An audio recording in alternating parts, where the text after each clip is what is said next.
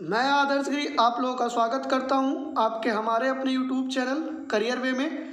आप चैनल को सब्सक्राइब कर लीजिए और बेल आइकन को भी प्रेस कर दीजिए ताकि आपको प्रॉपर नोटिफिकेशन मिलता रहे और आपकी कोई भी अपडेट छूटे ना। जैसा कि आप लोगों को पता है कि हम फिजिक्स का 500 MCQ सीरीज कर रहे थे, उसी का अगला ये टॉपिक है। हम टॉपिक वाइज डील कर रहे हैं जो बहुत ही अच्छा होता है। एक बार हम टॉपिक वाइज पढ़ लेंगे, उसके बाद मिसलेनियस भी करेंगे। आज का जो टॉपिक है वो है मोशन, गति। तो चलिए स्टार्ट करते हैं। और स्टार्ट करने से पहले मैं आपके एक प्रश्न का जवाब दे दूं जो पिछले वीडियो मैंने पूछा था आपसे कि जो कैपिटल जी होता है इसका मान क्या होता है। वो होता है 6.67 इंटू 10 के पावर -11। और जो इसकी यूनिट है वो मोस्ट इम्पॉर्टेंट है आपके लिए, newton metre square upon KG square. ये रेलवे ग्रुप डी और एनटीपीसी दोनों का पूछा हुआ प्रश्न है, तो याद रखिएगा। इस वैल्यू को जो है मान को हेनरी कैवेंडिश ने दिया था। आगे बढ़ते हैं। देखिए अगला प्रश्न जो आज गति का है, आपके स्क्रीन पे दिख रहा होगा। आंसर देने की कोशिश करिएगा, साथ में देखिएगा कितना आंसर आपको आता है। न्यूटन के पहले नियम को डैश भी जाना जाता है। तो न्यूटन के पहले नियम को और किस नाम से जाना जाता है?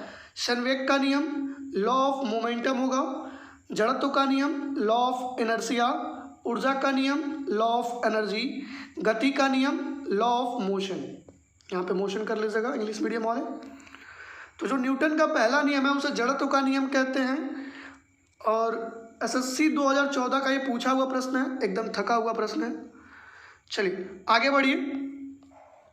अगला प्रश्न देखिए, आपके स्क्रीन पे दिख रहा होगा, आंसर देने की कोशिश करिएगा।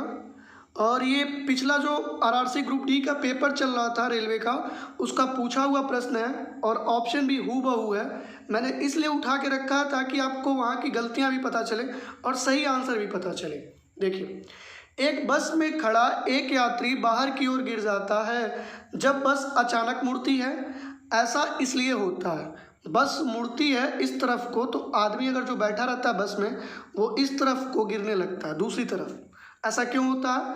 ऑप्शन ए बाहरी बल के कारण, ऑप्शन बी गति की जड़ता नहीं जड़त्व कर लीजिए यहाँ पे, गति की जड़त्व के कारण, ऑप्शन सी संवेग में परिवर्तन के कारण, ऑप्शन डी त्वरण में परिवर्तन के कारण। तो देखिए यहाँ पे जो आपका सही आंसर होगा वो होगा यहाँ पे इस ऑप्शन में, ऑप्शन बी सही है, गति की जड़त्व के कारण। आपको यही टिक करना पड़ेगा क्योंकि यहीं पे जड़त्व दिख रहा है। लेकिन जो सही आंसर होगा इसका, एग्जैक्ट सही जो आंसर होगा वो होगा इनर्शिया ऑफ डायरेक्शन। क्या होगा? Inertia of direction. डायरेक्शन मतलब दिशा, क्योंकि जब बस दिशा बदलती है तब हम लोग गिरते हैं। दिशा कर लीजिए, दिशा की जड़त्व के कारण। आपको बात समझ में आ रही होगी कि दूसरी दिशा में जब बस मुड़ती है तो हम उसके विपरीत साइड में गिरने लगते हैं। तो चलिए आगे बढ़िए, मैं आपको जड़त्व के बहुत सारे उदाहरण बता देता हूँ। जो पहला नियम न्यूटन का वो कहता है, बल वह बाह्य कारक है जिसके द्वारा किसी वस्तु की विराम अथवा गति की अवस्था में परिवर्तन किया जाता है। इससे हमें बल की परिभाषा कौन देता है? तो प्रथम नियम देता है। जो अगर कोई वस्तु विराम में है या फिर गति में है, उसकी अवस्था में परिवर्तन करने के लिए जो बल लगता है उसे बोलते हैं गति का प्रथम नियम। और इससे हमें बल की परिभाषा मिलती है। ठीक है, तो ये पूछा हुआ प्रश्न है कि बल की परिभाषा न्यूटन के किस नियम से मिलती है? तो वो होगा प्रथम नियम। अब उदाहरण देख लीजिए, चलती हुई गाड़ी के अचानक रुकने पर उसमें बैठा यात्री आगे की ओर झुक जाता है। ये पहला है उदाहरण। ये देखिए, ये एक गाड़ी है जो चल रही है, एक व्यक्ति बैठा हुआ है। जैसे ही गाड़ी में ब्रेक लगती है तो पैर तो रुक जाते हैं, पैर तो यहीं पे रुक जाता है, लेकिन जो आधा हिस्सा होता है वो अभी भी गति में रहता है, तो आगे की ओर गिर जाता है। बात समझ में आ रही है? क्योंकि जैसे ही ब्रेक लगता है पहिए रुक जाते हैं और गाड़ी से पैर चिपका हुआ होता है, इसीलिए पैर तो रुक जाता है, लेकिन कमर के ऊपर का जो पार्ट होता है अभी भी गति में ही होता है, उसको गति महसूस होती है, इसीलिए वो गति करते हुए आगे की तरफ झुक जाता है। चलिए अगला उदाहरण इसी से मिलता जुलता। रुकी हुई गाड़ी जब अचानक से चल पड़ती है या चलने लगती है तो उसमें बैठा यात्री पीछे की ओर झुक जाता है। सेम कंसेप्ट है। कंबल को हाथ से पकड़कर डंडे से पीटने पर जो धूल के कण उड़ते हैं या झड़कर गिरते हैं, ये भी जड़त्व का उदाहरण है। और पेड़ की टहनियों को हिलाने पर जो फल टूट कर गिरते हैं, ये भी जड़त्व का उदाहरण है। और ये सारे एक एक पेपर में पूछे हुए प्रश्न हैं। अब इसको एक एक प्रश्न बनाना सही नहीं लग रहा था, इसीलिए मैंने उदाहरण के तौर पे आपके सामने रख दिया। आप लोग इसको एक बार रीड कर लीजिएगा। चलिए आगे बढ़िए, अगला प्रश्न देखिए। न्यूटन के गति का दूसरा नियम क्या है? तो न्यूटन के गति का दूसरा नियम, option A F = mv, option B F = mc, option C F = ma, option D F = mg। तो जो न्यूटन के गति का दूसरा नियम है F = ma है, मास इंटू एक्सेलरेशन, मतलब द्रव्यमान गुणे त्वरण। आगे बढ़ते हैं, अगले प्रश्न को देखिए। अगला प्रश्न है आपका, संवेग बराबर होता है, संवेग को डिनोट करते हैं हम P से, तो P = ma, option B P = mg, option C P = mb, option D none of this, इनमें से कोई नहीं। तो जो आपका सही आंसर है वो है ऑप्शन सी P = mb। और जो संवेग होता है वो आपका एक सदिश राशि होता है, ये भी याद रखिएगा। अगला प्रश्न देखिए, आपके स्क्रीन पे दिख रहा है और ये पूछा हुआ प्रश्न है NTPC का। देखिए 10 किलो का खिलौना बस, जो खिलौने की गाड़ी आती है बस, वो 10 किलो का है कि गति 5 मीटर पर सेकेंड है कि गति के साथ चल रही है, इसका संवेग कितना होगा? सीधे सीधे फॉर्मूले पे प्रश्न है। संवेग बराबर होता है P = mv, यानी कि द्रव्यमान गुणे चाल, यानी कि गति। तो 10 × 5 करेंगे तो कितना आएगा? 50 kg/s। तो option B is the correct answer, 50 kg/s। तो यहाँ पे बिना टाइम वेस्ट किए आगे बढ़ते हैं, आपको समझ में आ गया होगा। अगला प्रश्न देखिए, एक वेग समय ग्राफ की ढलान क्या दर्शाती है? ऑप्शन ए दूरी को, ऑप्शन बी त्वरण को, ऑप्शन सी गति को, ऑप्शन डी संवेग को। तो देखिए जो यहाँ पे पहला टर्म लिखा है वेग, वो होता है यहाँ पे, और जो समय है दूसरा टर्म यहाँ पे। वेग को डिनोट करते हैं v से और टाइम को डिनोट करते हैं t से। जो इसका ये ढलान है वो क्या दिखाता है आपको? वो दिखाता है आपको कि जैसे जैसे टाइम बढ़ रहा है गति भी बढ़ रही है। हर सेकेंड जैसे जैसे टाइम बढ़ रहा है वैसे वैसे गति बढ़ रही है। तो ये डिनोट करता है आपका त्वरण, ऑप्शन बी। डायरेक्ट याद रखना हो तो याद रख लीजिए। आगे बढ़ते हैं अगले प्रश्न की तरफ। एक पैराशूट धीरे धीरे उतरता है जबकि समान ऊंचाई से गिराया गया पत्थर तेजी से गिरता है, क्योंकि पैराशूट धीरे धीरे गिरता है और पत्थर तेजी से गिरता है, क्यों? ऑप्शन ए पत्थर पैराशूट से भारी है, ऑप्शन बी पैराशूट में विशेष तंत्र मौजूद है, ऑप्शन सी पैराशूट में एक बड़ा सतह क्षेत्र है और वायु प्रतिरोधक अधिक है। तो देखिए यहाँ पे जो आपका सही आंसर है सबको पता चल गया होगा, option C is the correct answer. क्योंकि जो पैराशूट होता है इसका एक बड़ा सतह होता है जो वायु का विरोध करता है और इसीलिए धीरे धीरे गिरता है। ठीक है, आपको बात समझ में आ रही है? आगे बढ़िए।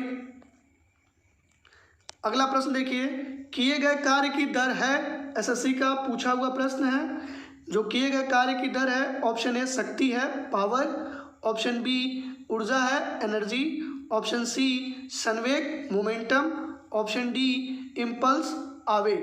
तो जो यहाँ पे आपका सही आंसर है वो है शक्ति। किए गए कार्य की दर क्या होती है? पावर, शक्ति। आगे बढ़िए। अगला प्रश्न, इम्पल्स इज इक्वल टू, आवेग किसके बराबर होता है? ma के बराबर होता है, ऑप्शन बी ft के बराबर होता है, ऑप्शन सी mv के बराबर होता है, ऑप्शन डी v-u/t के बराबर होता है। तो देखिए सबसे पहले तो आपको ये जानना जरूरी है कि आवेग को हम किससे डिनोट करते हैं। तो अगर किसी को पता हो कि आवेग को हम किससे दर्शाते हैं तो बताने की कोशिश करें और यहाँ पे देखता भी रहे। जो आवेग होता है उसको हम दिखाते हैं I से, और जो आई का फॉर्मूला होता है वो होता है एफ इंटू डेल्टा टी, मतलब बल गुणे समयांतराल। तो यहाँ पे एफ इंटू टी दिया है, यही ऑप्शन आपका सही होगा। एफ इंटू डेल्टा टी होता है वैसे, याद रखिएगा, लेकिन पेपर में ऑप्शन यही था तो इसीलिए मैंने हूबहू रख दिया बिना चेंज किए। और इसकी यूनिट भी याद रखिएगा, एसएससी ने पूछा हुआ है, न्यूटन सेकेंड होता है इसकी यूनिट, न्यूटन सेकेंड। न्यूटन जो फोर्स है एफ उसको न्यूटन से दिखाते हैं और जो टाइम है उसको सेकेंड से दिखाते हैं, तो न्यूटन सेकेंड होता है। आगे बढ़िए, अगला प्रश्न, और ये एनटीपीसी का पूछा हुआ प्रश्न है। यदि कोई वस्तु ऊपर की तरफ फेंकी जाए तो अधिकतम ऊंचाई पर पहुंचने पर उसका वेग क्या होगा? ऑप्शन ए 4.9 मीटर पर सेकेंड, ऑप्शन बी 0 मीटर पर सेकेंड, ऑप्शन सी 14.7 मीटर पर सेकेंड, ऑप्शन डी 20 मीटर पर सेकेंड। तो देखिए, एक वस्तु को जब आप फेंकेंगे, जब अधिकतम ऊंचाई पर पहुंच जाएगी तब वहां से वो गिरने लगेगी, यानी कि जो उसकी फाइनल वेग होगी वो होगी 0, तभी तो वो नीचे गिरेगी। अगर इसके पास वेग होती तो ये और ऊपर जाती, लेकिन क्वेश्चन में कहा है कि अधिकतम ऊंचाई पर क्या होता है, तो वो होता है 0 मीटर पर second. Option B is the correct answer. समझ में आया होगा आप लोगों को। आगे बढ़िए, अगला प्रश्न, आवेग किसके तुल्य होता है? इम्पल्स किसके बराबर होता है? तो बल में परिवर्तन के बराबर, ऑप्शन बी संवेग में परिवर्तन, ऑप्शन सी त्वरण में परिवर्तन, ऑप्शन डी त्वरण में परिवर्तन, और यहाँ पे वेग में परिवर्तन होगा, वेलोसिटी वेग में परिवर्तन। तो यहाँ पे जो आपका सही आंसर है वो है संवेग में परिवर्तन। जो आवेग होता है संवेग में परिवर्तन के बराबर होता है। और आपका संवेग क्या होता है? संवेग को हमने अभी बताया कि संवेग जो होता है p होता है, और संवेग में परिवर्तन यानी कि डेल्टा p। तो डेल्टा p बराबर होगा किसके? i के। और अभी हमने एक फॉर्मूला और पढ़ा था कि जो i बराबर होता है f इंटू डेल्टा t के। तो दोनों चीज़ें एक यहीं से निकल के आती हैं। अगला प्रश्न देखिए, आपके स्क्रीन पे दिख रहा होगा, दूरी का सूत्र क्या है? डिस्टेंस का सूत्र क्या है? समय अपॉन गति, ऑप्शन बी गति गुणे समय, ऑप्शन सी गति गुणे त्वरण, ऑप्शन बी डी वेग अपॉन गति। तो इसका मतलब दूरी आप लोगों को सभी ने पढ़ा होगा मैथ्स में, डिस्टेंस बराबर होता है स्पीड इंटू टाइम के, यानी कि v into T. Option B, option B यहाँ पे सही आंसर है, इसमें कुछ ज़्यादा बताने की जरूरत नहीं है। अगला प्रश्न देखिए, आपके स्क्रीन पे दिख रहा होगा, ये मोस्ट इंपॉर्टेंट कर लीजिएगा आपके एग्जाम के लिए। प्रत्येक क्रिया की उसके तुल्य और एक विपरीत प्रतिक्रिया होती है, यह न्यूटन का नियम है। जो मान लीजिए कि आपने किसी ऑब्जेक्ट पे यहाँ से क्रिया किया, वो इधर से प्रतिक्रिया दिया, तो ये न्यूटन का कौन सा नियम है? सेकेंड नियम, द्वितीय नियम, ऑप्शन बी प्रथम नियम, ऑप्शन सी तृतीय नियम, ऑप्शन डी चतुर्थ नियम। तो न्यूटन का तीसरा नियम है एक्शन रिएक्शन, क्रिया प्रतिक्रिया। हम जितना बल किसी वस्तु पर लगाते हैं वो उतना ही बल हमारे ऊपर लगाता है। आगे बढ़िए, इसके उदाहरण से बहुत ज़्यादा प्रश्न आते हैं। देखिए, ये प्रश्न एसएससी का पूछा हुआ है। एक तो फायरिंग के बाद पीछे क्यों हटती है? जब एक गोली चलती है तो पीछे हटती है, क्यों?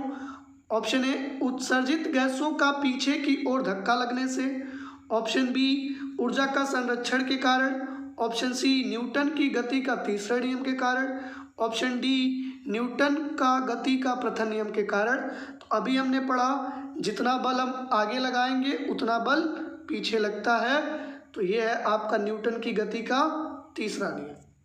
इसके उदाहरण पढ़ लीजिए क्योंकि पेपर में आते हैं बार बार।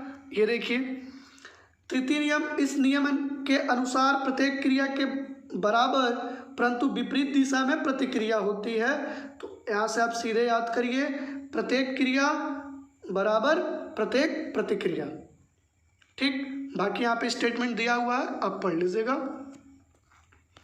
अब इसके उदाहरण आते हैं पेपर में, तो एक बार उदाहरण देख लेते हैं। बंदूक से गोली छोड़ते समय पीछे की ओर झटका लगना, ये भी तीसरे नियम का उदाहरण है। नाव के किनारे पर जमीन पर कूदने पर नाव की पीछे हटना, ये भी तीसरे नियम का उदाहरण है। और तीसरा देखिए, नाव खेने के लिए बाँस से जमीन को दबाना, ये भी तीसरा नियम है। दबाते हैं तो आगे की तरफ बढ़ती है। चौथा, रॉकेट का आगे बढ़ना, ये भी आपका तीसरे नियम का उदाहरण है। और एक बात आप लोग याद रखिएगा, जो रेखीय संवेग होता है, न्यूटन के तीसरे नियम के सारे उदाहरण रेखीय संवेग जो हमने पिछली वीडियो में पढ़ा था उसके उदाहरण होते हैं। रेखीय संवेग, उम्मीद करता हूँ कि आपको समझ में आया होगा। रेखीय संवेग आप चाहे तो नोट कर लीजिए, मैं बोल देता हूँ। रेखीय संवेग संरक्षण के लिए किसी वस्तु पर बाह्य बलों का योग शून्य होता है। किसी वस्तु पर बाह्य बलों का योग शून्य होना चाहिए, तभी रेखीय संवेग होगा। आगे बढ़िए, अगला प्रश्न आपके स्क्रीन पे दिख रहा होगा और ये आपके लिए होमवर्क है, जिसको आप कमेंट में लिख के मैसेज करिएगा। किसी शरीर के भार W को किस सूत्र द्वारा बताया जा सकता है? तो आप इसका सही आंसर कमेंट बॉक्स में लिख के बताइएगा।